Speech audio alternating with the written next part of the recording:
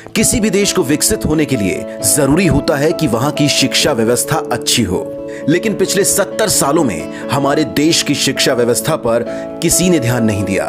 जनता ने तो उम्मीद ही छोड़ दी थी कि सरकारी स्कूल ठीक भी हो सकते हैं, लेकिन फिर दिल्ली में आई केजरीवाल सरकार, जिसने 5 साल में यह साबित कर दिया कि सरकारी स्कूल शानदार हो तो सकते हैं। सरकारी स्कूल प्राइवेट स्कूलों से बेहतर रिजल्ट ला तो सकते हैं। पिछले 5 सालों से लगातार दिल्ली के सरकारी स्कूल अपना ही रिकॉर्ड तोड़ते आ रहे हैं और इस साल तो उनका रिजल्ट 98% पहुंच गया है। इस रिजल्ट के भागीदार सरकारी स्कूलों के छात्रों से जब मुख्यमंत्री अरविंद केजरीवाल और शिक्षा मंत्री मनीष सिसोदिया ने करी मुलाकात, तो हुई कुछ खास बातें।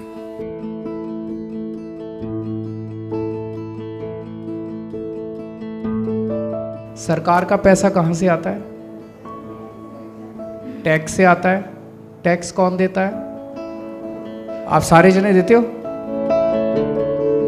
इस देश का गरीब से गरीब आदमी भी टैक्स देता है। जब आप बाजार से माचिस खरीद के लाते हो, उसके ऊपर भी टैक्स लगता है। सेल टैक्स, जीएसटी, फलाना ढिमका, तरह तरह के टैक्स लगते हैं। आप किताबें कापियाँ खरीदते हो, उस पर भी टैक्स लगता है। पेंसिल खरीदते हो, उस पर भी टैक्स लगता है। खाना खरीदते हो, उस पर भी टैक्स। तो गरीब से गरीब आदमी भी टैक्स देता है। उस गरीब आदमी के टैक्स के पैसे से आप लोगों को फ्री में शिक्षा मिली है, अच्छी शिक्षा मिली है।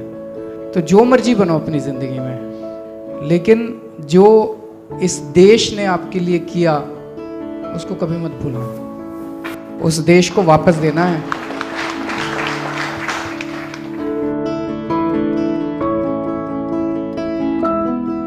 दादी की तबीयत खराब थी तो मम्मी पापा आ नहीं सकते थे वहाँ से, और लॉकडाउन में भी बहुत प्रॉब्लम, क्योंकि पैसे वो लोग लेके गए थे अपने साथ और हमारे पास थे नहीं इतने।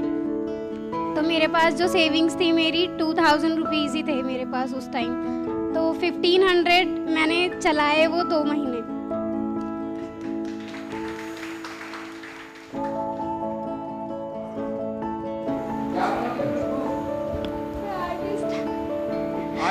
Yes sir.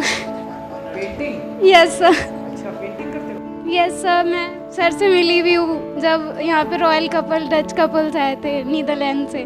सर, आपकी जो मैकमिलन एजुकेशन इंडिया था, वो जो स्कीम थी इंग्लिश स्पीकिंग की, मेरी इंग्लिश बहुत कमज़ोर थी 11th में भी और 10th में भी, पर उसकी वजह से मैंने अपने मार्क्स ना बहुत ज़्यादा इंक्रीज़ किए और 12th में भी मैंने बहुत अच्छी तैयारी की, जिसकी वजह से मेरे बहुत वीक सब्जेक्ट में भी 94 मार्क्स मैं स्कोर कर पाई हूँ। और मैं इसलिए आपका बहुत बहुत थैंक यू करना चाहती हूँ। हमने किसी के कास्ट पे बात नहीं की, पर इस देश में आज भी बहुत सारे लोगों को अपनी कास्ट की वजह से नीचा दिखाया जाता है। आज मैं जिस गांव से आता हूं, मेरे पास ज़मीन है और मेरे उसी गांव में एक कास्ट वर्ग है जिसके पास ज़मीन नहीं है, और आज उनके बच्चे और उनके बच्चों के बच्चे 10वीं पीढ़ी 12वीं पीढ़ी भी आके दिल्ली में सिर्फ और सिर्फ इसलिए आके क्योंकि उनके गांव में भी ज़मीन नहीं है, खेती नहीं है 20 साल पीढ़ी पहले, और आज भीख मांगने से लेके छोटे छोटे काम ऐसे करने पे मजबूर हैं और एजुकेशन मिल नहीं पाई।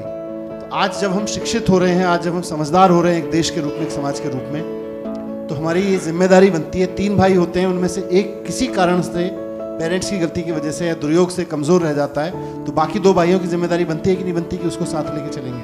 तो as a nation, as a society हमारी जिम्मेदारी बनती है कि नहीं बनती कि पहले जो गलतियां हुई उसकी वजह से जो लोग पीछे छूट गए उनको साथ लेके चले कि नहीं चले, चलना चाहिए कि नहीं चलना चाहिए।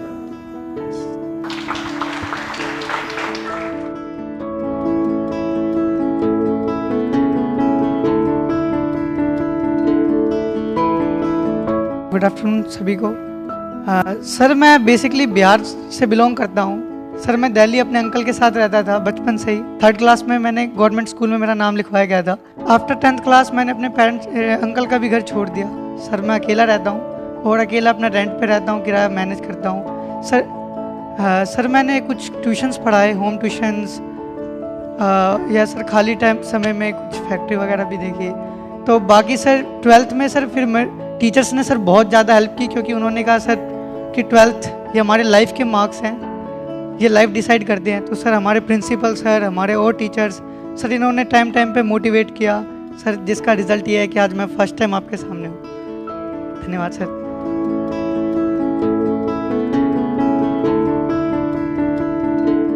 कुछ लोग कहते हैं कि गरीब लोग तो अपने बच्चों को बचपन में ही काम पे लगा देना चाहते हैं ताकि वो 2 पैसे कमा के लाएगा। जब स्कूल में पढ़ाई तो थी नहीं, तो एक आदमी सोचता था यार टाइम खराब कर रहा है बच्चा जाके, जब पढ़ाई नहीं होती है तो यहाँ पे 2 पैसे तो कमाएगा।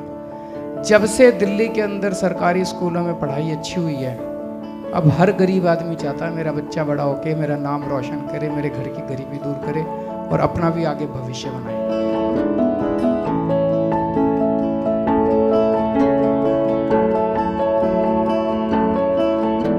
Good afternoon sir, good afternoon to all.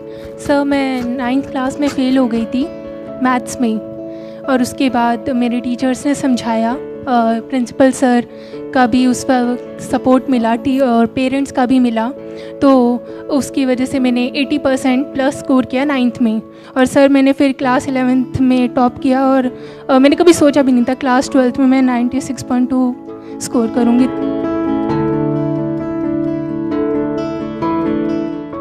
मैं हमेशा यही कहता हूँ कि वही टीचर्स हैं, वही बच्चे हैं, वही पेरेंट्स हैं, वही हेड ऑफ स्कूल्स हैं। अब सिस्टम थोड़ा सा बदल गया, व्यवस्था थोड़ी सी बदल गई, एक ईमानदार सरकार आ गई तो सारा का सारा ढांचा बदल गया।